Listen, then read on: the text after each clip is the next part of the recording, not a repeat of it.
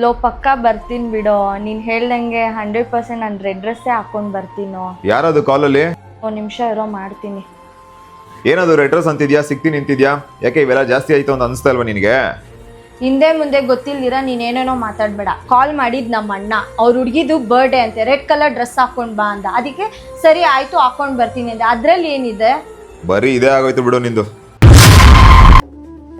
ಶ್ವೇತು, ನಿನ್ ಫೋನ್ಗೆ ಯಾಕೆ ಲಾಕ್ ಇಟ್ಟಿದ್ಯಾ? ಬೆಳಗ್ಗೆ ಎದ್ದಿದ ತಕ್ಷಣ ಡೈಲಿ ಮಕ್ಕಳು ಮೊಬೈಲ್ ನೋಡ್ತಿದ್ರು, ಅದಕ್ಕೆ ಲಾಕ್ ಇಟ್ಟೆ. ನಾನು ನಿನ್ ಕಣ್ಣಿಗೆ ಪೆದ್ದನ್ ತರ ಕಾಣಿಸ್ತಿದ್ದೀನಾ? ಈ ಕತೆನೆಲ್ಲ ಬೇರೆ ಅವನ್ಗಾರ ಹೋಗಿ ಹೇಳು.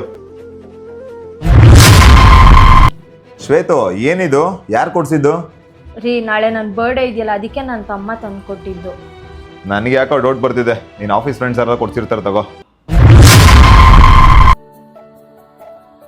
ಗಂಡ ಹೆಂಡತಿ ಮಧ್ಯ ಪ್ರೀತಿ ಮತ್ತು ನಂಬಿಕೆ ಅನ್ನೋದು ಇರಬೇಕು. ಆದರೆ ನಿಮಗೆ ಪ್ರೀತಿನೂ ಇಲ್ಲ, ನಂಬಿಕೆ ಅಂತೂ ಇಲ್ಲವೇ ಇಲ್ಲ.